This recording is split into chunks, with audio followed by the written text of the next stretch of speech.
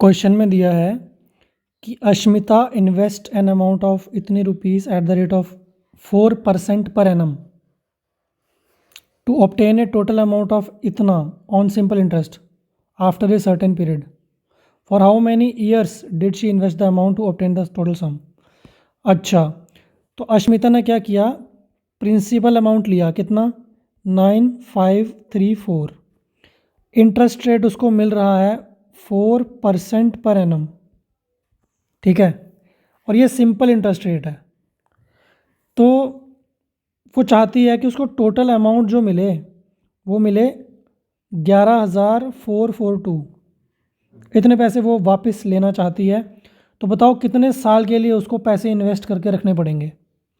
देखो simple interest है, तो पहले साल का मान लेते हैं, उसको सिंपल इंटरेस्ट कितना मिलेगा, फर्स्ट ईयर का सिंपल इंटरेस्ट मिलेगा उसको जितना भी रेट ऑफ इंटरेस्ट है इनटू प्रिंसिपल अमाउंट।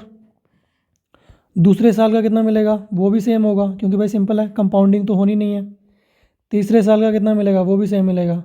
हमें नहीं पता कितने साल तक इन्वेस्ट करना पड़ेगा, मान लेते हैं एन ईयर्स तक इन्वेस्ट करना पड़े तो उसका भी इतना ही मिलेगा। जब इन सबको हम ऐड करेंगे, इन सारे के सारे मान लेते हैं टोटल सिंपल इंटरेस्ट कितना मिल रहा है उसको, एन सालों का टोटल इंटरेस्ट रेट कितना मिलेगा, तो वो हो जाएगा आर इंटू पी, क्योंकि एन के एन साल उसको सेम इंटरेस्ट रेट मिल रहा है तो सिंपल मल्टीप्लाई बाय एन कर दो, ये उसको मिलेगा total simple interest after n number of years, है ना। अब ये जो उसके पैसे हैं, इसमें अगर हम उसका इनिशियल प्रिंसिपल अमाउंट ऐड कर दें, मतलब प्रिंसिपल जो उसने इन्वेस्ट किया था प्लस ये जो इंटरेस्ट उसको मिल रहा है आफ्टर एन ईयर्स, टोटल जो मिल रहा है, तो यही पैसा तो है जो उसको मिलेगा एन साल बाद। टोटल पुराना जो उसने इन्वेस्ट किया था वो मिल जाएगा, साथ में जो सिंपल इंटरेस्ट लगा एन साल तक का वो मिल जाएगा। तो यही चीज़ तो है जो अमाउंट के बराबर है जो वो उसमें से वापस लेना चाहती है अश्मिता। तो ये हमारी एक इक्वेशन बन गई है। यहाँ से हम प्रिंसिपल कॉमन ले सकते हैं, तो फॉर्मूला बनेगा 1 प्लस आर इंटू एन, ठीक है। ये स्टैंडर्ड फार्मूला भी है हमारा सिंपल इंटरेस्ट का, जब भी क्वेश्चन आता है तो हम डायरेक्टली भी इसे यूज़ कर सकते हैं, बट फार्मूला याद नहीं करना है हमको, हम जो है डायरेक्टली क्वेश्चंस में ही मतलब इसको डेराइव कर सकते हैं। अब क्वेश्चन में क्या दिया है कि हमें एन की वैल्यू निकालनी है, भाई कितने साल तक, तो बस वैल्यूज़ पुट करनी है। इस क्वेश्चन में कुछ भी नहीं है, अमाउंट की जगह पुट करेंगे, प्रिंसिपल अमाउंट पुट करेंगे, 1 प्लस इंटरेस्ट रेट 4% दिया है तो परसेंट का साइन नीचे आके 100 बन जाएगा, मल्टीप्लाइड बाई एन जो है ना यहाँ पे, ये चीज़ हमें निकालनी है। तो 1 equation 1 variable can be easily solved, ठीक है। कुछ कैलकुलेशंस मैं आपको दिखाता हूँ यहाँ पे। 11,000 को 9,000 कुछ से डिवाइड करेंगे तो पॉइंट्स में आएगा, तो हम नहीं काटेंगे, इसको डिवाइड करेंगे ही नहीं हम। ये आ गई चीज़, इस 1 को अगर उस साइड ले जाओ तो माइनस हो जाएगा, तो 11442 डिवाइडेड बाई 9534 माइनस 9534, अगर मैं डिनोमिनेटर सेम करता हूँ तो इज इक्वल्स टू 4n/100, ये चीज़ आती है, राइट।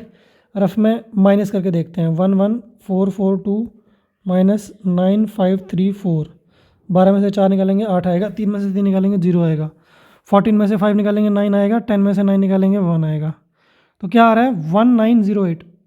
तो मैं इस पूरे को काट के डायरेक्टली 1908 यहाँ पे लिख देता हूँ, 1908, ठीक है। ये चीज़ आ गई डिवाइड माइनस करके।